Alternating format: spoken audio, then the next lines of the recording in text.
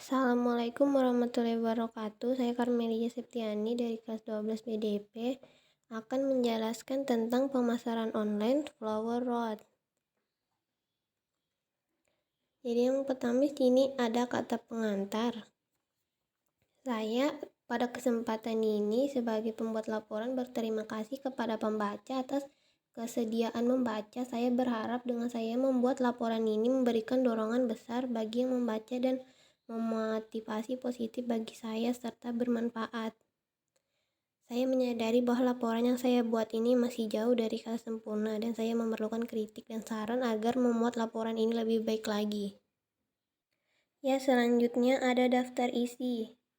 Yang pertama ada pendahuluan. Isi pendahuluan ini adalah latar belakang pemasaran online, tujuan laporan, dan waktu penjualan. Kemudian yang kedua ada pembahasan. Pembahasan proses produksi, pemasaran, penjualan, dan analisis SWOT. Kemudian yang ketiga ada laporan keuangan. Yang pertama sumber permodalan, laporan laba dan rugi. Kemudian yang keempat ada penutup, kesimpulan, saran, dan lampiran. Dan ini ada latar belakang. Latar belakang pemasaran merupakan strategi yang bersifat fundamental bagi setiap online shop yang bertujuan untuk meningkatkan laba dan nilai perusahaan. Setiap online shop tentunya mempunyai strategi pemasaran yang dirancang guna memenangkan persaingan dalam memenuhi kebutuhan pasar. Pemasaran penawaran produk baru kepada pelanggan dilakukan untuk menumbuhkan kepercayaan kepada pelanggan dan untuk unggul dalam memenangkan persaingan pasar. Kepercayaan mereka suatu online shop pada diri pelanggan haruslah timbul. Kepercayaan merek suatu online shop merupakan salah satu harapan dan tujuan sebuah online shop dari kegiatan promosinya yang dapat dipengaruhi oleh beberapa faktor seperti kualitas informasi, pengalaman sebelumnya, dan keamanan.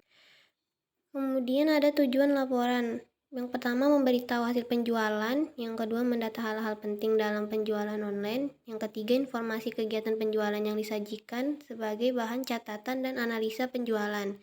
Kemudian ada analisis pemasaran, harga, serta metode penjualan untuk menjadi bahan pembelajaran. Kemudian ada waktu penjualan. Waktu penjualan ini dilakukan 2 kali. Yang pertama dilaksanakan pada tanggal 22 September 2021. Lalu penjualan kedua dilaksanakan pada tanggal 2 Oktober 2021. Ini adalah proses produksi. Pada proses produksi kami mengerjakan di rumah salah satu anggota kami yang beralamat di Jalan Pemuda, Gang Pulau Panjang. Saat memproduksi atau membuat, kami bekerja sama agar tidak membuang-buang waktu dan menyelesaikannya dengan baik. Dan juga banyak kendala yang dihadapi saat proses produksi karena tidak punya motor, saat ingin berbelanja bahan yang kurang, jadi harus mencari jalan keluarnya dan berjalan kaki ke warung atau toko yang terdekat untuk mencari bahan yang kurang. Kemudian pemasaran.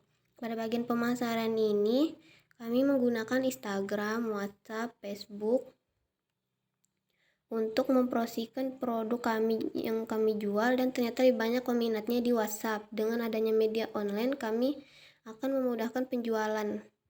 Produk yang kami jual juga harganya murah jangkau oleh konsumen dan ongkirnya pengantarannya tidak mahal, jadi lumayan banyak yang meminati produk kami.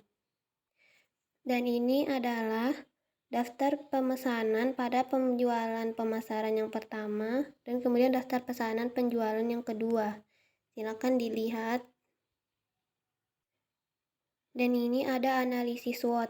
Analisis SWOT adalah suatu teknik perencanaan strategi yang bermanfaat untuk mengevaluasi kekuatan atau strength, kelemahan atau weakness, peluang atau opportunity, dan ancaman atau threat. Yang pertama kekuatan. Kami memilih produk ini karena kami melakukan survei dan banyak yang memilih cireng salju dan puding coklat karena banyak peminatnya dan juga akan laku terjual. Yang kedua ada weakness atau kelemahan. Karena ada yang menjual produk yang sama, jadi ada persaingan dan penjualan dilakukan bersamaan dengan banyak kelompok. Jadi dibutuhkan usaha lebih dalam promosi produk serta menarik minat konsumen. Kemudian yang ketiga ini ada peluang dengan kami menjual dengan harga yang murah dan banyak peminatnya. Dan banyak yang membeli produk kami dan ongkirnya juga tidak terlalu mahal. Kemudian yang keempat ada ancaman.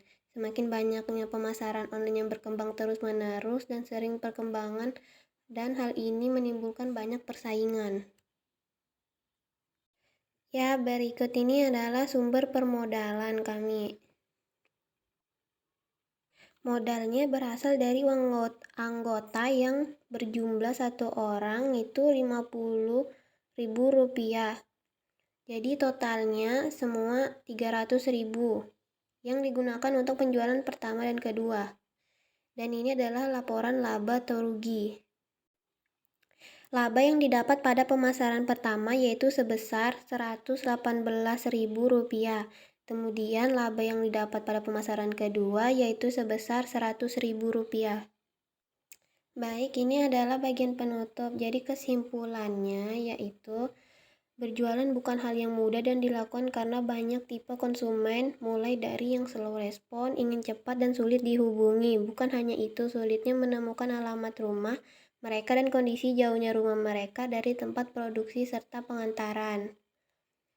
Tapi saya juga sangat senang karena dapat belajar hal tersebut secara langsung, bukan hanya sekedar materi tapi merasakan sendiri. Kemudian saran saya untuk kedepannya, semoga dapat melakukan pemasaran langsung agar dapat mengamati serta bertemu langsung dengan konsumen. Ini adalah lampiran dokumentasi selama pemasaran. Dan ada brosur pemasaran pertama dan pemasaran kedua. Oke, itu tadi penjelasan dari saya tentang pemasaran online flower load. Semoga kalian mengerti dan bermanfaat. Sekian dari saya. Wassalamualaikum warahmatullahi wabarakatuh.